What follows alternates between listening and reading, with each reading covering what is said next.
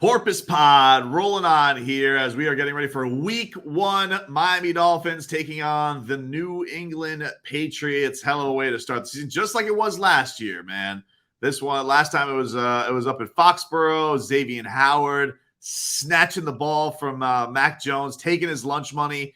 And this time around, I feel like the defense isn't even a story going into the season in a lot of ways. It's kind of funny in Solana. Like everybody, we are so focused on what Mike McDaniel is going to do with this offense, revamped offensive line, Tyreek Hill, the year of Tua, everything on the line, new wide receivers, Mike Gesicki's role. And this defense is just kind of like, you know what, we're here. You know, we're here to do our thing. We're here to mess things up. We're going to make Mac Jones's life miserable. Does anybody have a more calmer job this season than Josh Boyer running the defense? Like, there is just no pressure on him. Everybody knows what to expect from the Dolphins defense. Like, he just has to not gloriously F everything up. Right. That's it. That's the bar that we've set with him. Like, you took over the defense. We kind of thought you were the one really in charge of the defense along with Flo. Just don't mess it up and everything will be okay. Like, he has the least amount of pressure out of everybody within the organization. Yeah, I still don't know, because it was such a weird year last year, because the way they played defense in the middle of the year, the way it flipped, something happened. Right. Like, it felt like either a philosophy changed, play calling changed. I don't know what it was. People, said that Josh Boyer, he says he's called the entire time. Flo would never tell you who's calling anything. He'd have 9 people calling the offense. It was all very secretive. The only thing he would ever tell us is Tua's our quarterback. Even though he nefariously always wanted to replace him. So, yes, you're right. I don't think he has pressure going into it, because it feels like that's all lying on the offense. But if for whatever reason they underperform, I do think that, people will be like, hey, well, what's going on here, Boyer? Right. Like, hey, right. Let's get Sam Madison in as defensive coordinator, which was, you let a fox in the hen house, Boyer. I don't know how great a move that was by you, but either way, I still think, how could he screw this up? You bring everybody back, essentially. You have guys like Jalen Phillips and Javon Holland, who are only going to get older, better. Christian Wilkins, is on that teeter of young guy turning into a veteran. He's got a big long-term contract. He's looking down the pipe. So to me, they got that perfect blend of like Agba and Xavier Howard, of like the old guard, but also like plenty of young guys who could still make this defense take a leap. Yeah, I'm even just like guys like Zach Sealer, who technically is Wilkins' backup. I'm just looking through here, like if Melvin Ingram can come in and give you something this year, and then like John Jenkins, Raekwon Davis, you mentioned Agba. Man, the Dolphins really do have a really good defensive unit. I guess there could be some concern with the linebackers, right? Like, we all love Jerome Baker, but like, has he really showed us that he's great? I don't know. Duke Riley had a decent training camp. He had some good games last year as well. And I know we're all looking forward to Channing Tindall, the draft pick. But man, like, you're right. If something goes wrong with the defense, I guess the questions will be out on Josh Boyer. But I still think this defense is loaded. Like, I think it'll, as soon as Byron comes back, like, we'll see that elite defense that we saw last year with the 0 blitz packages, getting to the cornerback, exposing weaknesses in the offensive line, confusing guys like Lamar Jackson. Like, people forget that Thursday night football game, nobody had the Dolphins winning, and it was the defense that kept them in the game. Like, it totally kept them in the game and dominated Lamar Jackson. Yeah, you're right about that. And then you think about the idea of, a guy like Zach Sealer, who's always making plays, and he's technically not even the starter. Like that line of Raekwon and Christian Wilkins and Hamid Agba up there, like, they're all very formidable. And they didn't have Raekwon Davis early on in the year either last year. Right. And it was noticeable because people could gut them, basically. So, you knock on wood, you hope everything obviously works out with health. You can never really count on that in the NFL, and they're still waiting on the return of Byron Jones. But I do think that if this young core that they have, like, if they're able to get pressure on quarterbacks early on and really impose their will, I don't think having the absence of Byron Jones will be as big of an issue, because usually that will, kind of let up the pressure a lot on the other positions in the secondary. So hopefully that is the case. But yeah, man, this is an exciting time for that defense and what they're going to be able to bring to the table. And then, I mentioned like Javon Holland getting the captaincy last week, along with Christian Wilkins and Landon Roberts. It's a really, really great squad with some guys that you still think can get that much better. I'm interested to see how they play Mac Jones. Like, do you kind of just expect the Patriots to establish the run game, try to, not let them get through the middle, use all those big guys to push him back, and then force Mac Jones to make plays, which I think you'd be comfortable with? Or do you just send pressure right away, confuse the hell out of Mac Jones, shake him up a little bit, make the Patriots run the ball? Like, I'm very interested to see how McDaniel and Boyer approach this, because it would be great if first couple plays, I mean, you want to get to him, run the zero blitzes, get to him, confuse him, rattle him a little bit. But you also don't need to do that, right? Because even if you're the Dolphins, you kind of play a little zone, let Mac Jones try to make plays. I think you feel good about that as well. So I'm very interested to see how the Dolphins approach it Sunday. This was an interesting stuff. Like, did you see some of the quotes that McDaniel had about Mac Jones? Basically seeing, like, he basically kind of admitted that people underrate Mac Jones or mock Mac Jones. It was kind of a strange thing for a coach to just throw out there, that narrative is there. But he said, what do you see when you watch Mac Jones? He was asked, said, he's a really cool player. Loves using the word cool, McCoachin. Yeah. I really admire. It is one of my more impressive collegiate performances we've ever had. Obviously, we're involved in the evaluation process in San Francisco. Came away super impressed with his ability to play in the NFL game. I think he's a guy, for whatever reason, people like to say subtle disparaging stuff. I see a really, really good NFL quarterback, and that he'll just continue to progress. And then, he's going to go on for 7 minutes there. But that's an interesting, like that's a weird thing to kind of just throw out there. And I got to say, McCoachin's been kind of like, I don't know, like, I don't want to say he's been taking shots, because it's not shots, but it's kind of just like, with the Bill Belichick coming down here, goes, I don't know. That's not really Bill Belichick's thing. I don't know. That's a strange thing that he's coming on down here. But listen, it doesn't matter. It doesn't matter. We got to do our thing. Like, right. Almost a little bit like, I think I got you guys. Like, I got you guys pegged. Like, people like to say disparaging stuff. What about your quarterback? I mean, people crush your quarterback left and right. And they're not subtle about it either. It's crazy, Mac Jones. And you know what's weird about it? Go ahead. What was his middle name again? Dude, his middle name is McCorkle. I'm like, what? McCorkle. I just find that strange. By the way, he was also named a captain, a copycat. That's what the C I did stands see for. that. Yeah, I did see that. See that. What about Devontae Parker not being on the injury list? I mean, that's Belichick trolling us. Devontae not even just being, limited, just totally off the injury report. That's old Bill trying to test us a little down here. Yeah, if Bill Belichick really wanted to prepare for playing in the South Florida Heat, he should have just asked Devontae Parker, "Hey, how did you prepare to play in the South Florida Heat?" And then do the opposite. Right. Because he always just had hamstring issues. So just like, yeah, Stewie, what Devontae, what was your you had you had Fruit Loops in the morning. Okay. Well, we're not gonna do that. Right. So I don't know, man. But I found that just such an odd thing for him to throw out there. He's like, oh yeah, for whatever reason, people are kind of disparaging about Mac Jones. I don't see it. Okay. Do you not? I don't know. I don't know what to believe with you, Mike McDaniel.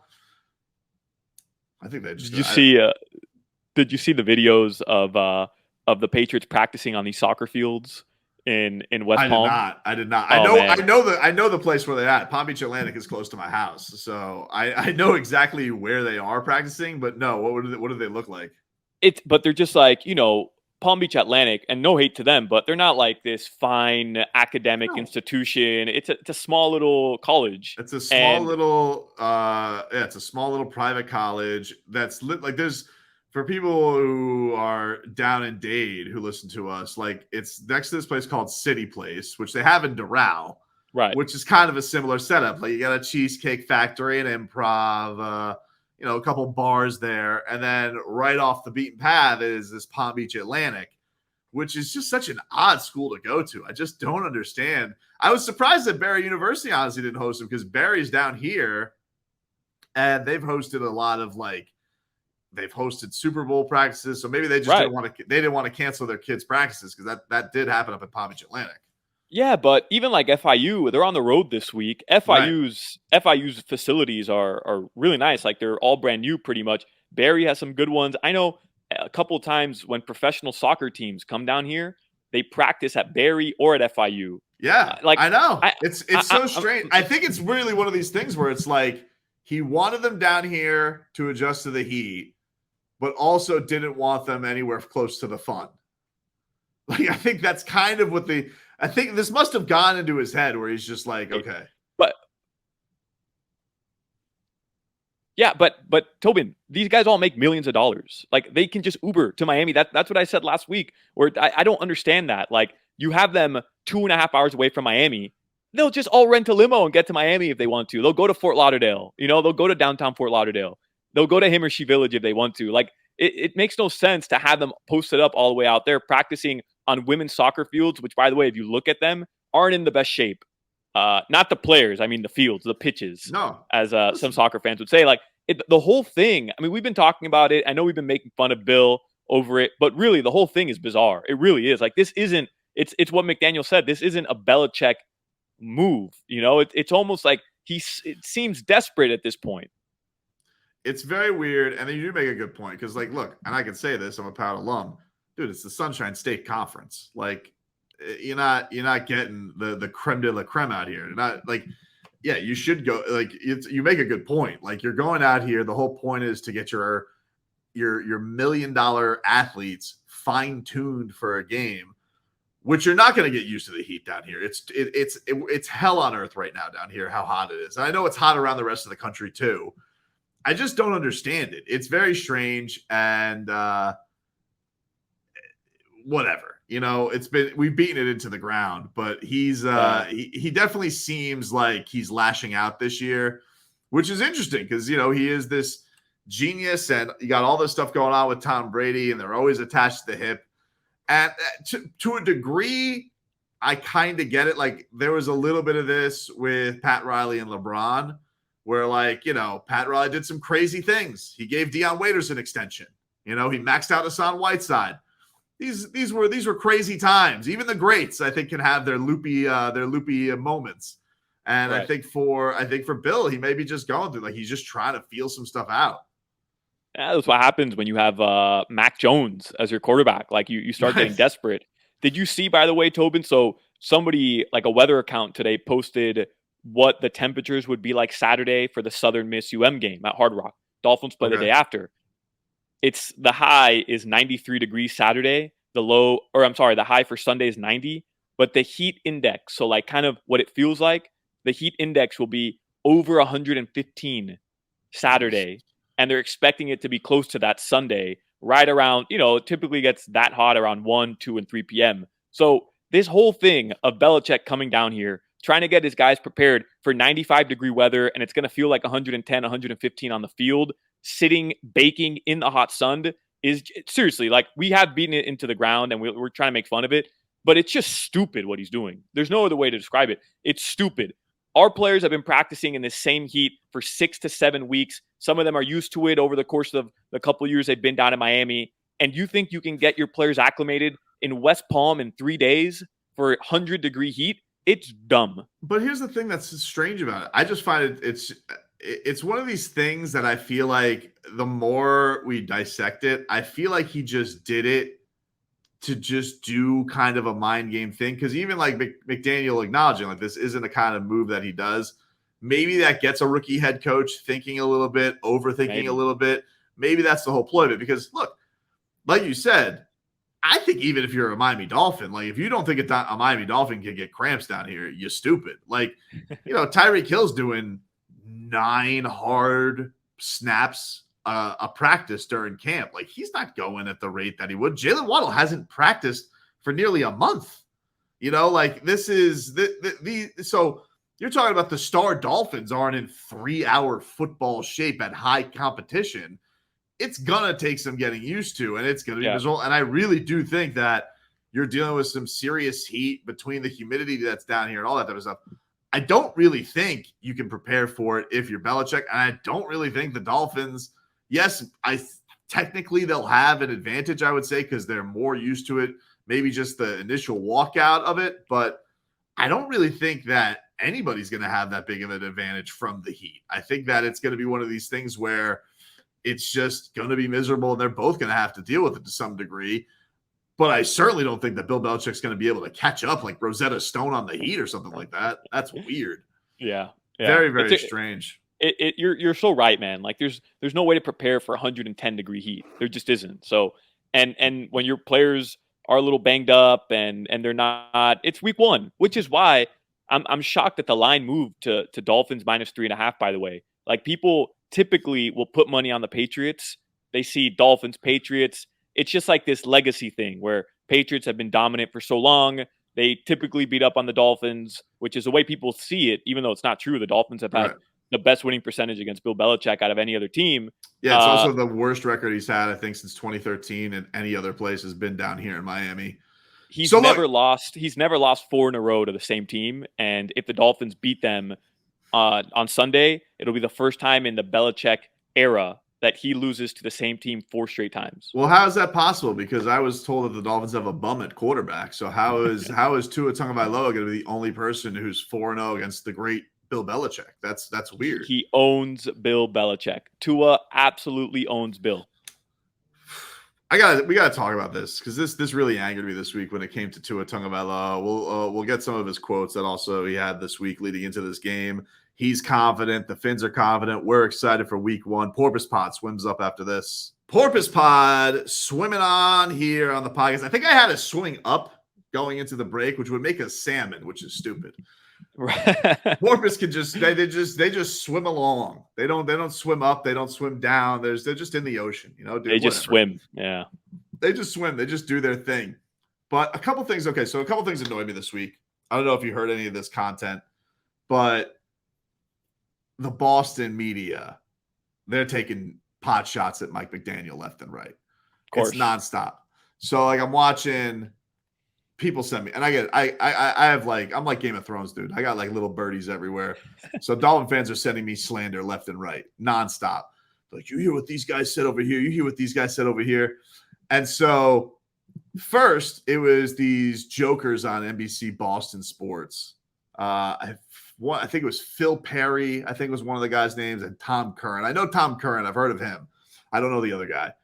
But they were both upset because, in particular, Mr. Perry, he was upset because he thinks Mike McDaniel tells too many jokey jokes. He's done with the jokes. He's like, I don't like it. Not every press conference has to be Night at the Improv, which I would think, like, if I was covering the Patriots for a substantial amount of my career, I don't know how long he's been covering the Pats, but I feel like you would see it as like a breath of fresh air. Oh, a guy with personality. So great. Bill Belichick. He's not just here saying, football, football is football, and Tua, and a good football team. Bruh. And this guy was like, I don't like it. Why are you telling the jokes, Mike McDaniel? Bruh. This guy's stuck in the, have you seen Get Out? Where he's like falling backwards the whole time. Yes. Yeah, this guy's stuck in that abyss where if it's not sounding like a Bill Belichick, we're gonna talk like this, and he doesn't want any of it. I mean, he doesn't know fun. He hasn't experienced fun in 20 years, and he wants no part of it. And that's fine. Let us have the fun down here then. That's fine. You keep celebrating your Mac Jones and your boring press conferences, and we'll have fun down here with Tyreek Hill doing flips during training camp, hyping up the crowd as the MC, and Mike McDaniel rocking Yeezys to all his press conferences. Do you think that people would like give Mac Jones the benefit of the doubt if he wasn't on the Patriots? Like, because he is the quintessential system quarterback, right? Right. And that's kind of what the Patriots are. They're a system. Now the system, just newsflash, everybody, was Tom Brady. But they are looked upon as the Patriots way and the system. And so like that's why people don't, I guess, critique him the same way as other quarterbacks or dissect him the other way. Because it is true. It was interesting because Mike McDaniel mentions like a lot of times people thought that he was going to be the guy that San Francisco was going to take. And people thought they were crazy that they were going to take him 3rd overall Remember there was that infamous video of him hitting the roof in Alabama and Bill Belichick was just shaking his head. It was like Lee Trevino and Happy Gilmore. I don't even know if that's like a timely reference anymore. It's 1997. The point is, if you don't know Happy Gilmore, then I don't know if this pod's for you. It probably isn't. But I don't know. Like I don't know what it is with the Patriot fans loving boring. That's just what they love. They're just sitting here and they love their boring lifestyle and they love their boring ways. And anytime there's anything exciting, they're like, ugh, get rid of Gronk. Ooh, too fun. Randy Moss. No. Get out of here, Randy Moss. And they may laugh at you and say, well, what about our 6 Super Bowls? All right, good for you. But now they're in Tampa Bay, so I don't know what to tell you. He took a hike and he showed you that it was all him anyway. And now you're stuck with Mac Jones. So good for you. So good for you, dude. Good for you. And sorry that Mike McDaniel's telling too many jokey jokes. But I did find interesting, like I saw Skip Bayless. They said that he's a ball boy. He called him ball boy this week. And who the hell else was it? It was it was somebody on WEI. I don't know what their crew's name. I know it's Greg Hill's the main host, but it wasn't Greg Hill. It was somebody on his show. I think it was Candace. Why is Skip Bayless calling Mike McDaniel ball boy though? Dude, he just like threw it away like randomly. He goes, yeah, I think and they're Shin and their coach is a ball boy. I was like, what is that? What? Is that out of nowhere? What happened there? Pot shots, dude. He's just taking pot shots. And it made me wonder, like, is Mike McDaniel, like, we love him down here. I've never seen a coach have this kind of approval rating before he's done anything. It's very crazy. Like, people just seem to really dig the guy, like his spirit, like his ways. Now, don't lose. Like, win football games. But right. It makes me wonder, are the buzzards going to circle on him? Is he, like, ripe for, if this does get off to some dicey start? Because it is a tough, schedule to start the season. Are people going to chew up the whole Mike McDaniel persona, look, all that type of stuff? Yeah, I think we talked about it in one of the first episodes where, Tyreek's happy right now, and he's the outspoken leader of the team. But if things go south in those first 4 games, right? You beat the Patriots, but then you kind of get handled by the Ravens, by the Bengals, and by the Bills. I don't know if Tyreek's going to be so enthusiastic about Tua anymore. I don't know if he's going to be so enthusiastic about Mike McDaniel. And Tobin, look, man, like, he came in here after that Twitter video that went viral. Dolphins fans were hyped for that guy. And he's delivered, by the way. Like, he has made his role as entertaining as possible, but still maintain, some sort of professionalism. And it appears like he has the team, if we're taking into account the preseason, it appears he has the team, on the right track. I think it's fair to say that as of now. Are you talking about McDaniel? Right, McDaniel. Yeah. Because Tyreek Hill's done that to a degree too. Like, I think he's put a lot of empowerment into Tyreek Hill and saying, like, look, people really respect you here, especially Jalen Waddle. Like, you can be a guy who people really look to as the leader on this team. And I do think that Tyreek Hill has probably appreciated that something and will buy a little bit something with your star player and your head coach having that kind of a relationship. But the second things don't go your way, I mean, the criticism is going to come, which is why I have been interested in how these press conferences will sound to the fans if you're 2-6. I don't expect them to go 2-6, but you just never know. You know what I mean? Like, you never know. Are people going to love Tyreek Hill, propping up Tua? If Tua doesn't take that next step, he is going to be absolutely laughed at by every single major outlet in this country because that headline went mega viral. Tyreek Hill thinks Tua is more accurate than Patty Mahomes. Right. And we loved it down here. We ate it up.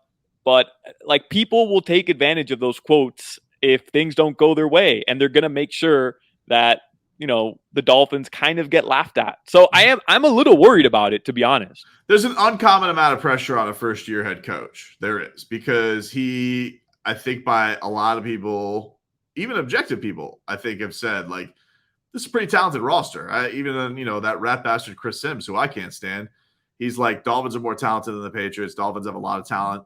I think we all see it. We know how good the defense is. We talked about that at the start of the show today. And I think we all acknowledge that this is a team that has really good weapons. We kind of thought that was going to be the case last year, but Will Fuller stole $10 million. Devontae Parker's never healthy. And it really just wasn't the case. It never came to fruition. And the offensive line was a disaster.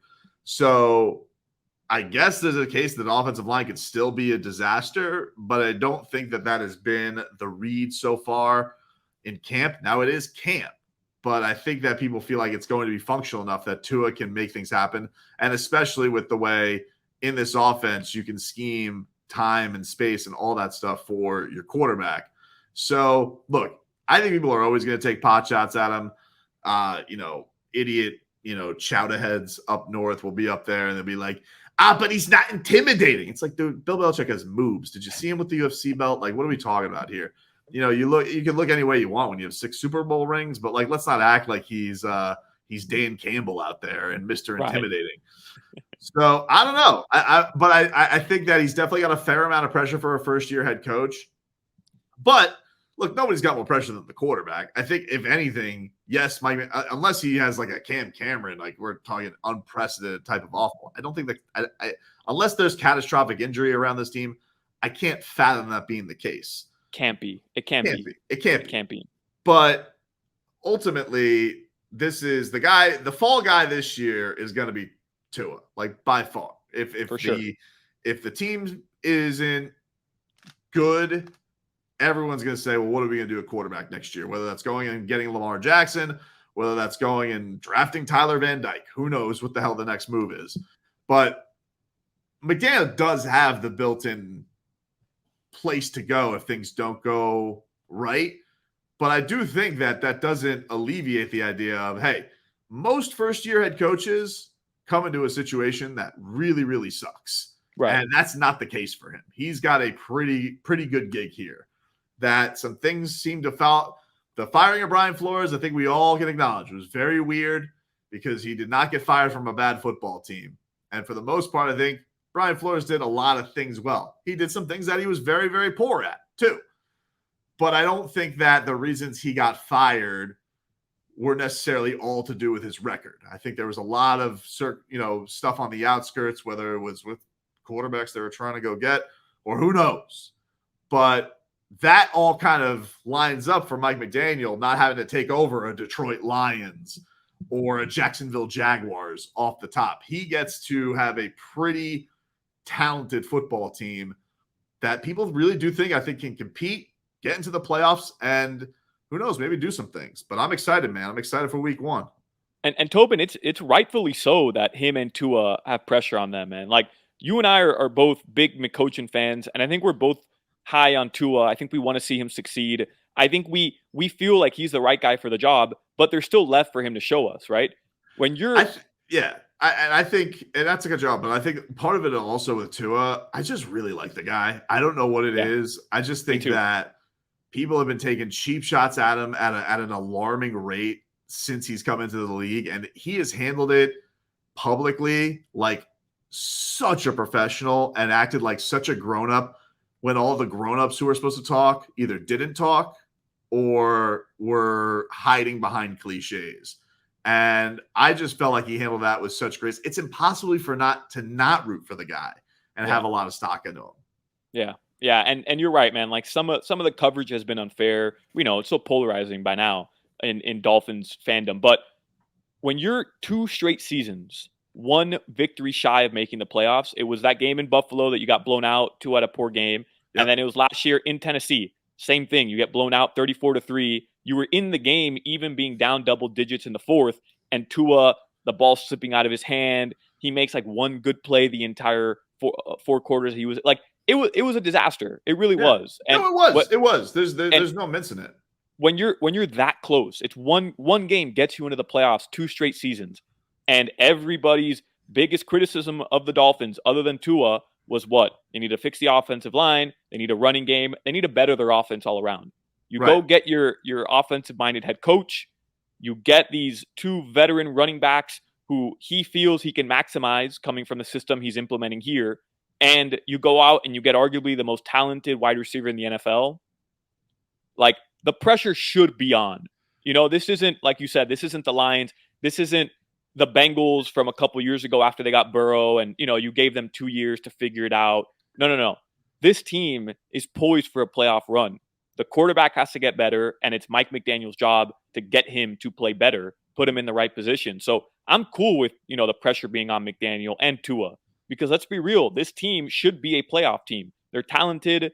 They have enough weapons on both sides of the ball. They should be a playoff team. And by not getting there, it's going to be a lack of either A, your quarterback doesn't play good enough, or B, your rookie head coach was in over his head.